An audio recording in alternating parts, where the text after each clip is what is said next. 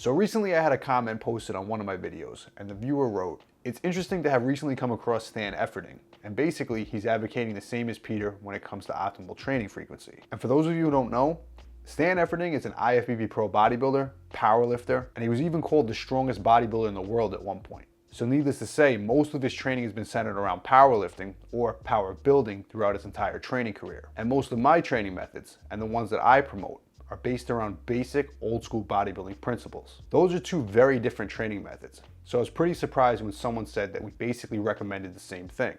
So I went and I took a look at Stan's most recent video where he discussed his optimal training principles for building muscle. And I was actually very surprised when I watched it at what he was promoting. So today I'm gonna go over his most recent video in detail, and I'm gonna give you guys my feedback on his optimal hypertrophy recommendations. But first, if you guys don't know who I am, my name is Pete Kacharian. I'm a bodybuilding coach, writer, and educator, and I've worked and consulted with hundreds of amateur bodybuilders, pro bodybuilders, and even non-competitors looking to build more muscle. But let's jump into the video and break down some hypertrophy training methods.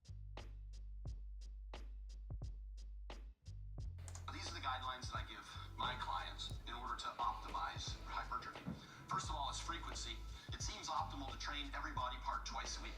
That means that you could do your full body on Monday and your full body on Friday. You've satisfied that evidence-based guideline for hypertrophy. Gotcha. Or you could do upper body Monday, lower body Tuesday, upper body Thursday, lower body Friday, and so on. But you're training everything about twice a week. That's optimal for hypertrophy. Then people ask, well, how much volume? How many sets do I do? The range seems to be about 10 to 20 sets a week, and that would be sort of what's considered a minimum effective volume and maybe a maximal recoverable volume. Some people may be able to do more.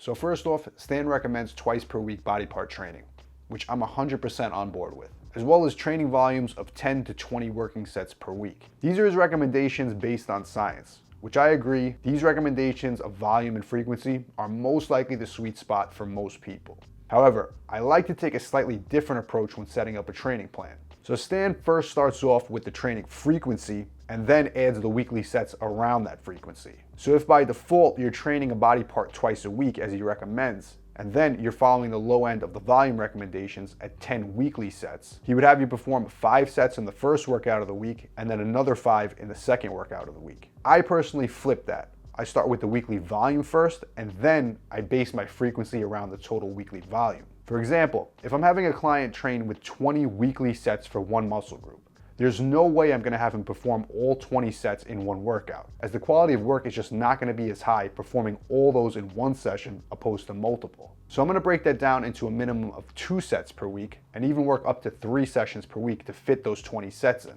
The goal here is to keep the quality of work as high as possible. And the higher the number of total weekly sets, the more important higher weekly frequencies become. Again, these volume and frequency guidelines are more recently supported by the science-based community. But many pro bodybuilders today wouldn't necessarily agree with these recommendations, especially the ones that follow the traditional bro split style of training. But if you look more closely, these recommendations, they actually fall in line exactly with what old school bodybuilders were doing. Arnold trained body parts twice per week, sometimes up to 3 times per week, spreading his weekly volume out across all those sessions, not cramming it into just one brutal workout. That was the staple method of training back then for all bodybuilders, the ones that many today will claim is overtraining. But again, that's generally the same training methods that's now supported by science. But that's just the volume and frequency. Let's watch more of the video. 10 reps and you could have done 20, you're exercising, you're not training. The effort invested in that set is probably not enough to cause an effective stimulus to grow muscle.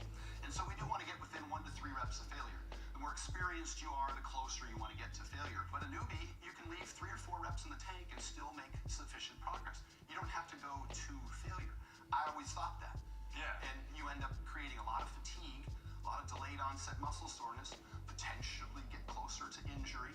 And so, we like to let people leave reps in the tank so that we can optimize the frequency. Now you can come back 2 days or 3 days later and feel refreshed instead of burned out. Yeah, that's exactly kind of where I'm at now with small kids. It's like, and that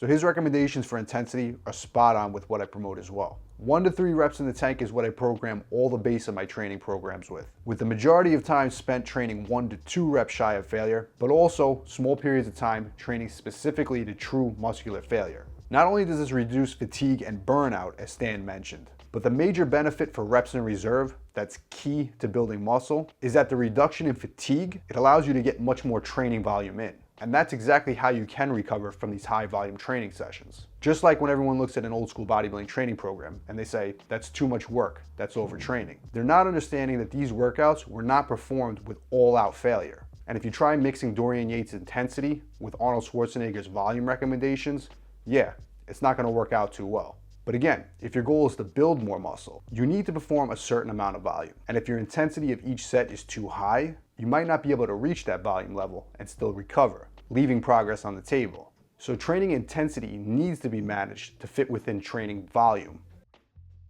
A medium weight, around 70% of your 1 rep max, between 8 and 15 reps. Or you can lift a pretty lightweight, about 30% of your 1 rep max for 20 to 30 reps. They all yield equivalent hypertrophy outcome, assuming you get to within 1 to 3 reps of failure.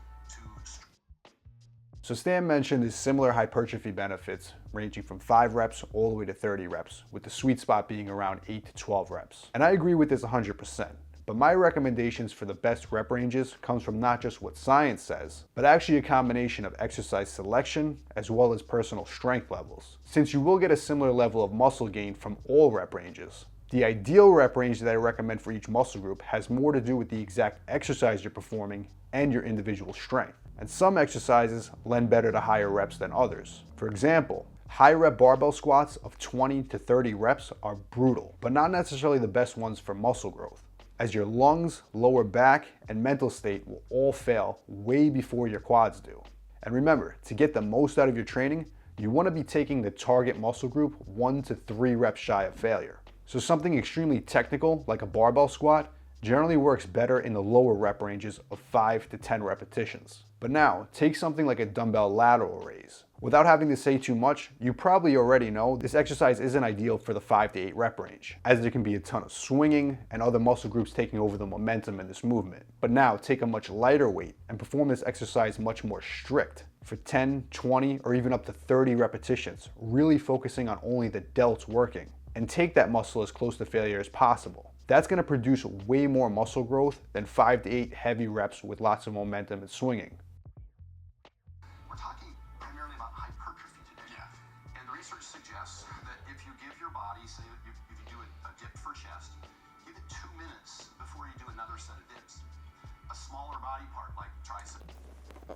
Tempo, rest periods, and exercise selections, these all fall in line with what I promote as well. And again, if you look at these specific recommendations, which are science-based, and then compare them to a typical old school antagonistic split, like the chest and back, shoulders and arms, legs, and repeat done twice per week training routine. All these guidelines fall in line with exactly what bodybuilders were doing back in the 60s and 70s, all done instinctively. So I'm really glad to see the science-based community recommendations fall in line with basic bodybuilding principles that have been around since day one. But unfortunately, I still think it's a matter of time before the bodybuilding community itself accepts these as standard, opposed to the basic bro-style split of training. But again, bodybuilders have been using these basic methods to build the most aesthetic physiques of all time since day one, way before it was backed by science, when the only way to prove its validity was through hard work and results. And if you're looking to build more muscle using these proven old school bodybuilding training methods, I recommend you check out my 5-day old school mass gain program in the description below. And as always, if you guys want to see more of the best original bodybuilding content just like this, make sure to hit subscribe.